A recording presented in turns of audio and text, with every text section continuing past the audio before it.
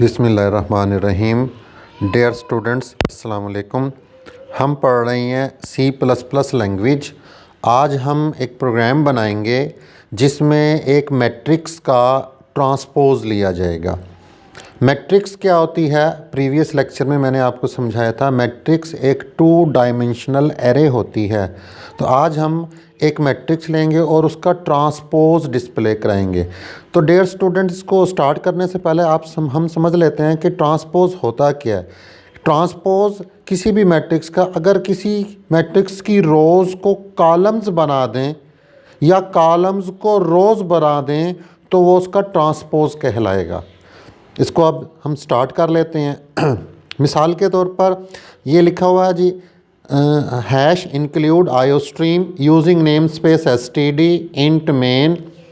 अब हमने एक मैट्रिक्स ले रहे हैं, एक 2 डायमेंशनल एरे ले रहे हैं, इसको डिक्लेयर कर रहे हैं इंट m3 × 3। इसका मतलब क्या है कि 3 रोज़ होंगी और इसका मतलब क्या, 3 कॉलम्स। तो इसके लिखने से क्या होगा, हमारे पास एक मैट्रिक्स बनेगी इस तरह रैम के अंदर, यानी एक 2 डायमेंशनल एरे बनेगी जिसमें 3 रोज़ होंगी और 3 कॉलम्स होंगे। ये 3 रोज़ हैं और ये 3 कॉलम्स हैं। अब ये ये कॉलम नंबर 0 है, ये कॉलम नंबर 1 है, ये वाला कॉलम नंबर 2 है, ये रो नंबर 0 है, ये रो नंबर 1 है और ये रो नंबर 2 है।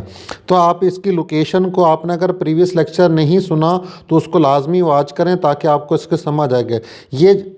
ये जो एलिमेंट है इसकी लोकेशन क्या बनेगी, 0 0। इसकी लोकेशन क्या बनेगी, 0 1। इसकी लोकेशन क्या बनेगी, 0 2।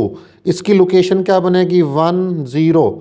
तो इस तरीके से इसकी लोकेशन जो है वो आपको इसका आइडिया होना चाहिए, इसकी अंडरस्टैंडिंग होनी चाहिए। तो यहाँ पर हमने एक 2 डायमेंशनल एरे को डिक्लेयर किया है जिससे एक खाली एरे रैम के अंदर क्रिएट हो जाएगी। आई और जे 2 वेरिएबल्स लिए हैं इंटीजर टाइप के। अब ये एक आउटर लूप है और इस आउटर लूप के अंदर ये यहाँ से यहाँ तक ये इनर लूप है और यहाँ से यहाँ तक ये आउटर लूप है।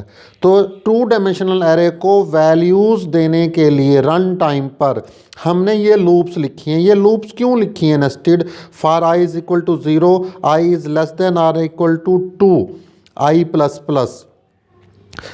एक आउटर लूप लिया हमने, फिर इस लूप की बॉडी के अंदर एक और लूप लिया, j = 0, j <= 2, j++। Outer loop जो है वो रोज़ के लिए होती है। अगर रोज़ 3 है तो इसका इंडेक्स चलेगा 0 से 2 तक, तो आउटर लूप को 0 से 2 तक चलाएंगे। इसी तरह जो इनर लूप होती है वो कॉलम्स के लिए होती है। अगर कॉलम 3 है तो इसका इंडेक्स चलेगा 0 से 2 तक, तो इनर लूप को 0 से 2 तक चलाएंगे। तो इसका मतलब ये हुआ कि आउटर लूप जो है वो रोज़ के लिए होती है। तो हमारे पास 3 रोज़ हैं और 3 ही कॉलम्स हैं। याद रखिएगा, आपने एक बात याद रखनी है, जब भी ट्रांसपोज लिया जाता है वो स्क्वायर मैट्रिक्स का लिया जाता है। स्क्वायर मैट्रिक्स क्या होती है, जिसमें रोज़ और कॉलम्स की तादाद बराबर हैं। अगर 3 रोज़ होगी तो 3 ही कॉलम्स होंगे, 4 रोज़ होंगी तो 4 ही कॉलम्स होंगे, 2 रोज़ होंगी तो 2 ही कॉलम्स होंगे। यानी रोज़ और कॉलम्स की तादाद बराबर हो, ऐसी मैट्रिक्स को स्क्वायर मैट्रिक्स कहते हैं। और ट्रांसपोज हम अगर ले रहे हैं तो हमने क्या कर रहे हैं, हमारे पास क्या है, ये एक मैट्रिक्स है जिसका हमने ट्रांसपोज लेना, स्क्वायर मैट्रिक्स का ट्रांसपोज ले रहे हैं हम यहाँ पर। तो रोज़ को अगर कॉलम बना दें और कॉलम को रोज़ बना दें, उससे हम जो है वो ट्रांसपोज लिया जाता है। अच्छा, डायगोनल जो है वो सिर्फ स्क्वायर मैट्रिक्स का लिया जा सकता है, जबकि ट्रांसपोज किसी भी मैट्रिक्स का लिया जा सकता है। ये जहन में रखिएगा, डायगोनल जो है, डायगोनल वो सिर्फ स्क्वायर मैट्रिक्स का लिया जा सकता है। हम डायगोनल का जो प्रोग्राम है वो नेक्स्ट लेक्चर में करेंगे, फ़िलहाल हम इसको करते हैं। तो ये लूप लिखने से क्या होगा, मैंने प्रीवियस लेक्चर में इसकी वर्किंग समझाई थी। इसके अंदर जो वैल्यूज़ हैं वो एंटर हो जाएंगी। लेट से हमने इसकी वैल्यू एंटर कर देते हैं, यहाँ पर 7 कर देते हैं, यहाँ पर फ़र्ज़ कर लेते हैं 5 कर लेते हैं, यहाँ पर कर देते हैं 3 यहाँ 9, ये 8, ये 7, 6, 4, 1। तो ये हमारे पास एक मैट्रिक्स के अंदर वैल्यूज़ रन टाइम पर एंटर हो जाएंगी। अब हमने करना क्या है, let's say for I is equal to 0 semicolon, I is less than or equal to 2 semicolon, I plus plus, for j is equal to 0 semicolon, j is less than or equal to 2, j plus plus, C out। अब हम लिख देंगे m, पहले j variable लिख दें और फिर i variable लिख दें। अगर इसमें स्पेस देनी है तो ये स्पेस, फिर हम लिख देते हैं C आउट एंड L, और ये यहाँ पर लिखेंगे रिटर्न 0 और ये प्रोग्राम एंड हो जाएगा। तो ये हमारे पास प्रोग्राम एंड हो गया। अब ये कोड किस लिए लिखा, ये ट्रांसपोज डिस्प्ले कराने के लिए लिखा। इसके एग्जीक्यूशन को समझ लेते हैं। इसके एग्जीक्यूशन यहाँ पर हम अंडरस्टैंड कर लेते हैं। सपोज आई की वैल्यू क्या है हमारे पास, 0 है, लिख लेते हैं। 0 इज़ लेस देन और इक्वल टू 2, कंडीशन ट्रू होगा तो बॉडी ऑफ लूप के अंदर आएगा। जे की वैल्यू क्या है, जे की वैल्यू भी हमारे पास 0 है। 0 इज़ लेस देन और इक्वल टू 2, कंडीशन ट्रू होगा तो इसको प्रिंट कराएगा। अब सी आउट का काम होता है प्रिंट कराना, किसकी, एम, जे और आई। यहाँ जे पहले लिखना है और यहाँ आई बाद में लिखना है। ये ट्रांसपोज की वजह से मैंने लिखा है, इसकी लॉजिक कैसे बन रही है। तो हमने क्या किया, जे की वैल्यू भी 0 है और आई की वैल्यू भी 0 है, तो 0 0 M00 की वैल्यू प्रिंट कराएगा। M00 इस वाले एलिमेंट को हम कह रहे हैं, इस वाले एलिमेंट को। तो M00 में क्या लिखा हुआ है, 7 लिखा हुआ है। उसके बाद कंप्यूटर ये इसकी वजह से क्या करेगा, एक स्पेस दे देगा यहाँ पर। स्पेस के बाद कंप्यूटर यहाँ पर आएगा, ये इनर लूप है, ये लूप अभी चलेगी। जे प्लस प्लस से जे की वैल्यू क्या हो जाएगी, 1 is less then 2, condition true यहाँ पर आएगा। अब एम जे आई, जे की वैल्यू 1 है, आई की वैल्यू 0 है। M10 की वैल्यू, M10 इस वाले एलिमेंट को कह रहे हैं। इस वाले एलिमेंट की वैल्यू वो आगे प्रिंट करवाएगा, यहाँ पर याद रखिएगा। M11 और 0, M10 ये एलिमेंट बन रहा है और ये जो प्रिंट कराएगा ये इसके आगे प्रिंट कराएगा, जहन में रखना है आपने। यहाँ से ये लूप वापस जाएगी, जे प्लस प्लस से जे की वैल्यू हो जाएगी 2 इज़ लेस देन और equal to 2, condition true. Cout का काम होता है प्रिंट करवाना, किसकी वैल्यू, एम जे आई। जे की वैल्यू 2 है, आई की वैल्यू 0 है, तो M20 इस वाले एलिमेंट को कह रहे हैं, इस वाले एलिमेंट को। तो ये आगे प्रिंट कराएगा इसके बाद यहाँ से वापस जाएगा, जे प्लस प्लस से जे की वैल्यू 3 हो जाएगी।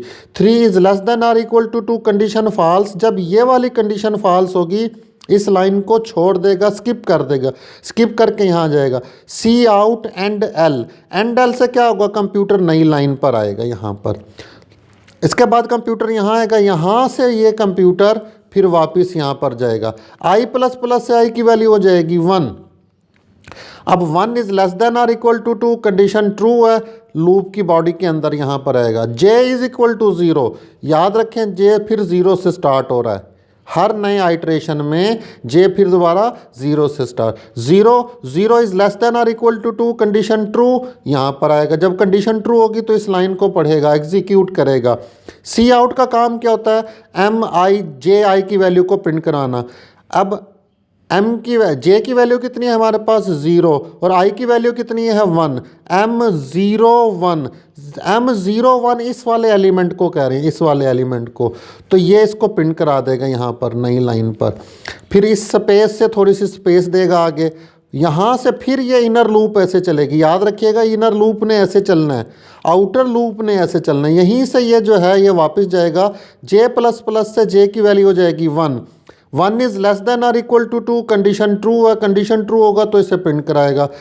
एम जे की वैल्यू भी 1 है और आई की वैल्यू भी 1 है। M11 से क्या होगा, ये वाला एलिमेंट बनेगा M11, तो इसकी वैल्यू को यहाँ पर प्रिंट करा देगा।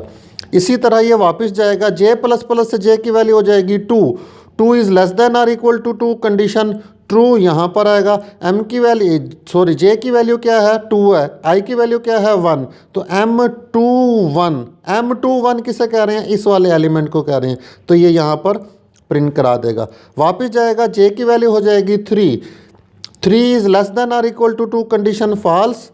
इस लाइन को छोड़कर यहाँ पर आएगा, अब ये नई लाइन पर चला जाएगा, यहाँ से आएगा, यहाँ से फिर वापस जाएगा। I प्लस प्लस से I की वैल्यू हो जाएगी 2, फिर 2 is less than or equal to 2, condition true, फिर बॉडी ऑफ लूप में आएगा। J फिर 0 से स्टार्ट होगा, 0 is less than or equal to 2, condition true, फिर ये लूप ऐसे चलेगी और ये 371 को 371 यहाँ पर प्रिंट करा देगी, 371। अगर आप और से देखें, ये जो हमारे पास क्या थी, हमारे पास रो थी 3753, तो ये इसका क्या बन गया, कॉलम बन गया।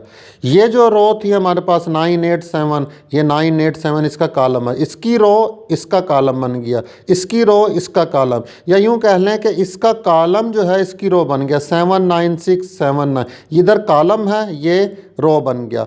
तो ट्रांसपोज किसे कहते हैं कि अगर किसी मैट्रिक्स की रोज़ को कॉलम बना दें और कॉलम को रोज़ बना दें तो वो इसका क्या निकल आएगा, ट्रांसपोज।